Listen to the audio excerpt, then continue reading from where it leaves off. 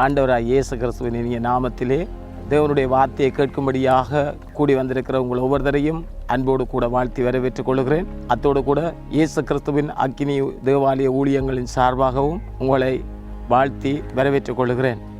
இந்த நாளிலும் கூட ஆண்டவருடைய வார்த்தையிலிருந்து சில பகுதிகளை நாங்கள் வாசித்து தியானித்து கடந்து செல்ல போகிறோம்.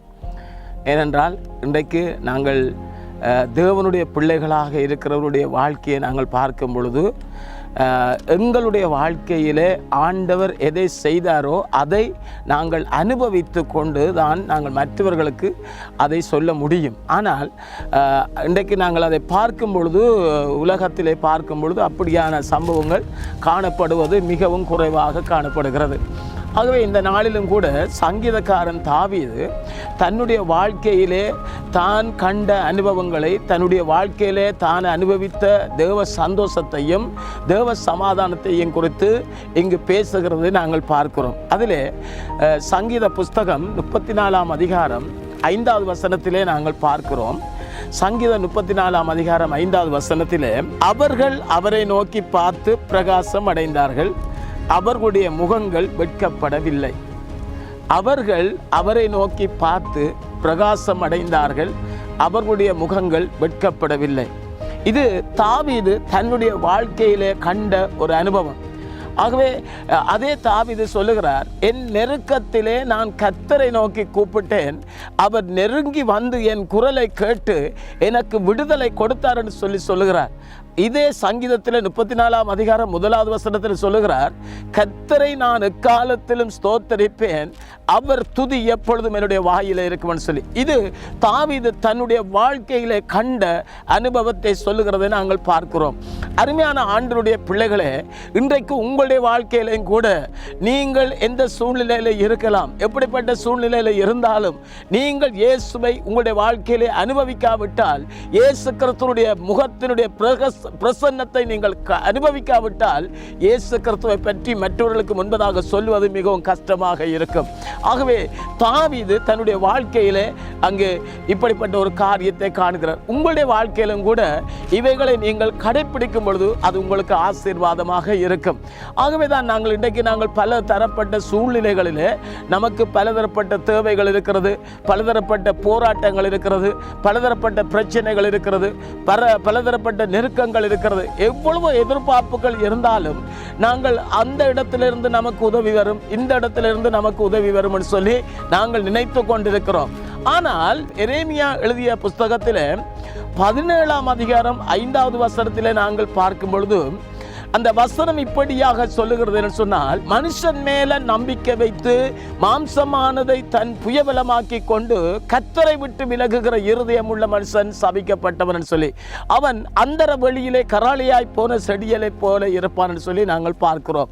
இன்றைக்கு பிரியமானவர்களே, மனிதர்கள் மேல நம்பிக்கை வைக்கும் பொழுது அந்த மனுஷன் மேல வைத்திருக்கிற நம்பிக்கையை குறித்து ஏசாயா 2ஆம் அதிகாரம் கடைசி வசனத்தில் சொல்லுகிறார், நாசியிலே சுவாசம் உள்ள மனிதனை நம்பாதே, ஏனெனில் நம்பப்படுவதற்கு அவன் எம்மாத்திரம் சொல்லி அவனுடைய உயிர் பிரிந்துவிடும், அப்பொழுது அவனுடைய யோசனைகள் எல்லாம் இல்லாமல் போய்விடும்.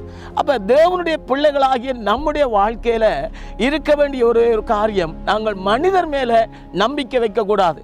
மனிதர்கள் மேல நம்பிக்கை வைத்தால் நம்முடைய வாழ்க்கை எப்படி இருக்குமாம், வனாந்தரத்திலே, அங்கு தண்ணீர் இல்லாத வனாந்தரத்திலே முளைக்கிற மரம், அந்த மரத்தில் இருக்கிற இலை எப்படி இருக்குமோ அப்படியே அந்த மனிதனுடைய வாழ்க்கை இருக்கும் என்று சொல்லி நாங்கள் பார்க்கிறோம். 2வது நாங்கள் பார்க்கிறோம், மாம்சமானதை தன் புயபலமாக்கி கொண்டு கர்த்தரை விட்டு விலகுகிற இருதயம் உள்ளவன். மாம்சம் என்று சொல்லும் பொழுது பணங்கள், பொருள், மற்ற கல்வி, உயர்வு, ஆசீர்வாதங்களை வைத்துக்கொண்டு கர்த்தரை விட்டு பின்வாங்கி போனால் அது நமக்கு கஷ்டங்களை கொண்டு வந்துவிடும். 3வது நாங்கள் பார்க்கிறோம், அங்கே ஆண்டுடைய வார்த்தை சொல்லுகிறது, கர்த்தர் மேல நம்பிக்கை வைத்து கர்த்தரை தன் நம்பிக்கையாய் கொண்டிருக்கிற மனுஷன் பாக்கியவான். உங்களுடைய வாழ்க்கையில கூட நீங்கள் கர்த்தர் மேல நம்பிக்கை வைக்க வேண்டும். கர்த்தரை உங்களுடைய வாழ்க்கையினுடைய தலைவராக நீங்கள் கொண்டிருக்க வேண்டும். அப்பொழுது உங்களுடைய வாழ்க்கை ஆசீர்வதிக்கப்படுகிறதை நாங்கள் பார்க்கிறோம். உங்களுடைய வாழ்க்கையில ஆண்டுடைய பிரசன்னம் கூட இருக்கிறதை நீங்கள் பார்க்க முடியும். ஆகவே தான் பிரியமானவர்களே, நாங்கள் பார்க்கிறோம், அப்படிப்பட்ட மனிதனுடைய வாழ்க்கை எப்படி இருக்குமா?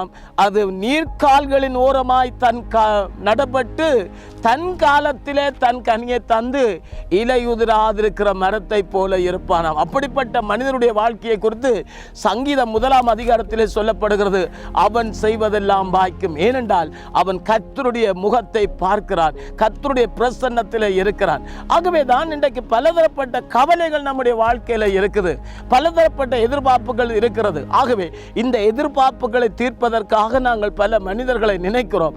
ஆகவே தான் மத்தேயு புஸ்தகத்திலே 6 அதிகாரத்திலே சொல்லப்படுகிறது. 26வது வசனத்திலே இயேசு கிறிஸ்து சொல்லுகிறார், மலை பிரசங்கத்திலே சொல்லுகிறார். எப்படி? அங்கு ஆகாயத்து பட்சிகளை கவனித்து பாருங்கள், அவைகள் விதைக்கிறதும் இல்லை, அறுக்கிறதும் இல்லை, களஞ்சியங்களிலே சேர்த்து வைக்கிறதும் இல்லை, ஆனாலும் உங்கள் பரமபிதா அவைகளை பிழைப்பூட்டுகிறார், நீங்கள் அவைகளை பார்க்கிலும் விசேஷித்தவர்கள் அல்லவான்னு சொல்லி.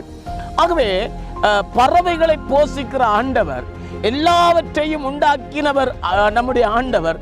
ஆனால் மனிதனாகிய என்னையும் உங்களையும் அவர் பூமியின் மண்ணை எடுத்து அவர் தம்முடைய சாயலாக உருவாக்கி நமக்கு தம்முடைய ஜீவ சுவாசத்தை தந்தார். அதனாலே மனிதன் அந்த பறவைகள், மிருகங்கள், ஊரும் பிராணிகளை பார்க்கிலும் விசேஷித்தவனாய் இருக்கிறான்.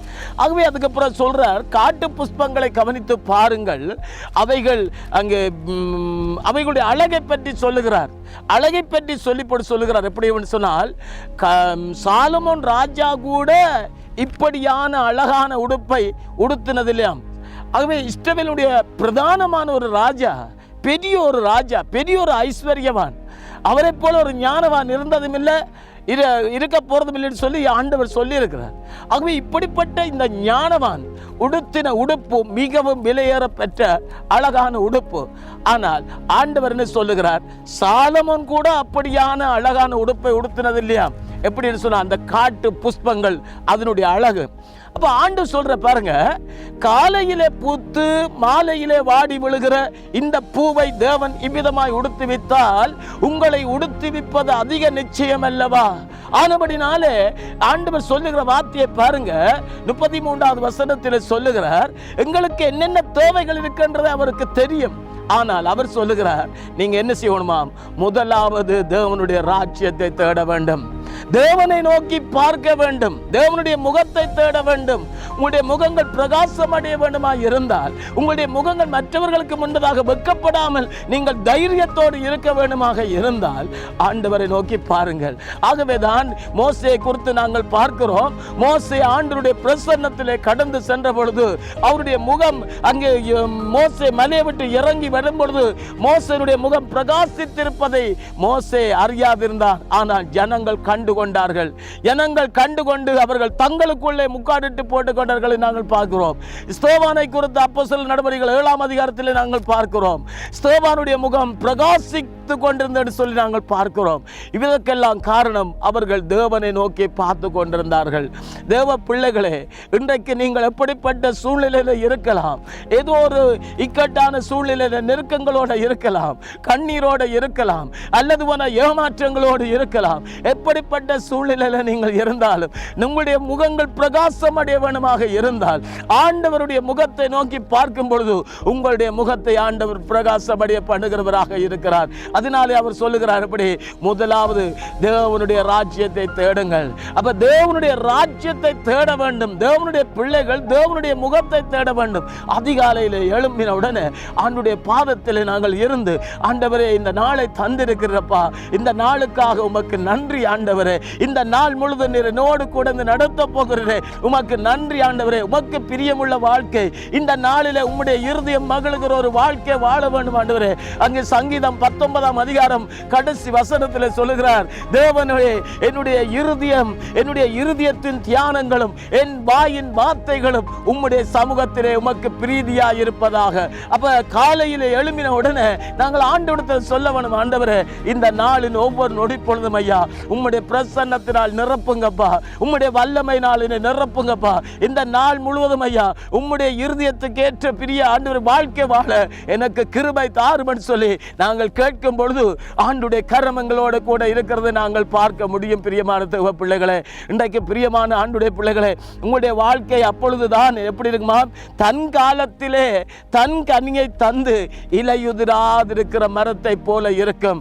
அப்படிப்பட்ட மனுஷன் செய்கிறதெல்லாம் வாய்க்கும். உங்களுடைய தொழில்கள் ஆசீர்வதிக்கப்பட வேண்டுமா? உங்களுடைய எதிர்காலங்கள் சிறக்க வேண்டுமா? உங்களுக்கு ஒரு நல்ல வாழ்க்கை கிடைக்க வேண்டுமா? சிலர் அங்கே ஆண்டுடைய பிரசன்னத்தை விட்டு ஓடி போகிறார்கள். கல்வியை ஏதோ ஒரு விதத்தில் தங்களுக்கு நன்மைகள் கிடைத்த உடனே ஆண்டவரை விட்டு ஓடி போகிறார்கள். ஆனால் நீங்கள் ஆண்டுடைய முகத்தை தேடும் பொழுது ஆண்டுடைய வார்த்தை சொல்லுகிறது, அவர் மாறாவின் நீரை மதுரமாக மாற்றின ஆண்டவர் உங்களுடைய வாழ்க்கையிலும் கூட கசந்து போன வாழ்க்கையை அவர் மதுரமாக மாற்ற வல்லமை உள்ளவராக இருக்கிறார். அதற்கு நாங்கள் செய்ய வேண்டியது, அதற்கு நீங்கள் செய்ய வேண்டியது, நீங்கள் செய்ய வேண்டிய ஒரே ஒரு காரியம், ஆண்டவருடைய முகத்தை நோக்கி பார்க்க வேண்டும். அப்பா, இந்த நாளிலும் கர்த்தாவே உம்முடைய பிரசன்னத்தினால நிரப்புங்கப்பா. நான் வாய்க்கால்கள் இந்த ஓரத்தில் நடப்பட்ட மரம் எப்படி செழிப்பா இருக்கிறதோ அப்படி போலவே எப்பொழுதும் மோட இருக்கிற ஒரு வாழ்க்கை வாழ வேண்டும் ஐயா. உம்முடைய இருதயம் விரும்புகிற வாழ்க்கை வாழ வேண்டும் ஆண்டவரே. உமக்கு பிரியமுள்ள வாழ்க்கை வாழ வேண்டும் ஆண்டவரே. நீர் மத்தேயுவில் சொல்லி இருக்கிற ஆண்டவரே, இவ்விதமாக மனிதர்கள் உங்களுடைய நற்கிரியைகளை கண்டு பரலோகத்தில் இருக்கிற உங்கள் பரம பிதாவை மகிமைப்படுத்தும்படியாக உங்கள் வெளிச்சம் அவர்களுக்கு முன்பதாக பிரகாசிக்க கடவுள் என்று சொல்லியிருக்கிற ராஜா. ஆகவே என்னுடைய வாழ்க்கையின் ஒவ்வொரு நொடி பொழுதும் கர்த்தாவே உம்முடைய பிரசன்னத்தை ஆண்டவரை வெளிப்படுத்துகிற வாழ்க்கையாக காணப்பட கர்த்தாவே என்னை ஒப்புக் கொடுக்கிறேன் சொல்லி நீங்க உங்களை ஒப்புக் கொடுப்பீர்களாக இருந்தால் கர்த்தர் உங்களுடைய வாழ்க்கையில மனிதர்கள் மத்தியில் உங்களுடைய முகங்களை பிரகாசம் அடைய பண்ணுவார். நீங்கள் தொழில் செய்கிற இடத்துல உங்களுடைய முகங்களை பிரகாசம் அடைய பண்ணுவார். அல்லது போனால் நீங்கள் பிரயாணப்படுகிற இடத்துல ஆண்டவருடைய முகங்களை பிரகாசம் அடைய பண்ணுவார். எந்த இடத்துல நீங்கள் உங்களுடைய முகத்தை அங்கே பிரகாசம் அடைய பண்ணுவோம் சொல்லி நீங்க விரும்புகிறீர்களோ கர்த்தர் அந்த இடத்துல உங்களுடைய முகங்களை பிரகாசம் அடைய செய்ய வல்லமை உள்ளவராக இருக்கிறார். அருமை சகோதரனே, அருமை சகோதரியே, இன்றைக்கு எப்படிப்பட்ட சூழ்நிலையில் நீங்கள் இருக்கலாம், எந்த சூழ்நிலையில இருந்தாலும் ஆண்டவரே நான் இப்பொழுது உம்மை நோக்கி பார்க்கிறேனப்பா. உம்மை நோக்கி பார்க்கிற முகங்கள் ஒருபோதும் வெட்கம் அடைந்து போனதில்லை ஆண்டவரே. ஆண்டவரே ஒரு நாளும் வெட்கம் அடைந்து போனதில்லை ஆண்டவரே. ஆகவே தாவீது தன்னுடைய வாழ்க்கையின் அவன் தன்னுடைய வாழ்க்கையில அனுபவித்ததையே சொல்லுகிறார். சங்கீதம் 34 அதிகாரம் 10வது வசனத்தில் சொல்லுகிறார், ஆண்டவரே கர்த்தர் நல்லவர் என்பதை ருசித்து பாருங்கள், அவர் மேல நம்பிக்கையா இருக்கிற மனுஷன் பாக்கியவான் சொல்லி இதே தாவீது தன்னுடைய வாழ்க்கையினுடைய அனுபவமாக அதை கடைபிடித்தபடினாலே எங்களுக்கு ஆலோசனை சொல்லுகிறபடினால் கர்த்தாவே நாங்களும் ஆண்டவரே எங்களுடைய வாழ்க்கையில உண்மை அனுபவித்து ஆண்டவரே எங்கள் மூலமாக உம்முடைய நாமம் மகிமைப்பட எங்களுடைய வாழ்க்கையை நாங்கள் உமக்கென்று அர்ப்பணித்து உம்முடைய பாதத்திலே காத்திருக்க எங்களுக்கு கிருபை தாரும் என்று சொல்லி நாங்கள் கேட்போம். இருக்கிற இடத்துல உங்களுடைய வாழ்க்கையில நீங்கள் எப்படிப்பட்ட சூழ்நிலையில இருந்தாலும் நான் மறுபடியும் உங்களுக்கு சொல்லுகிறேன், இருக்கிற இடங்களில் கண்களை மூடிக்கொள்ளுங்க.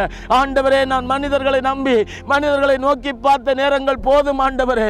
ஆண்டவரே வடக்கிலும் கிழக்கிலும் தெற்கிலும் மேற்கிலும் இருந்து ரட்சிப்பு வருவன் சொல்லி ஆண்டவரே மனிதர்களை நோக்கி பார்த்த நேரங்கள் போதும் ஆண்டவரே. இப்பொழுது நான் உம்மை நோக்கி பார்க்கிறேன் ஆண்டவரே. என்னை நோக்கி கூப்பிடுன்னு சொல்லியிருக்கிறப்பா, நான் உம்மை நோக்கி பார்க்கிறேன் ஆண்டவரே. என்னுடைய கண்ணீரை துடைக்க உம்மால் மட்டுமே முடியும் ஆண்டவரே.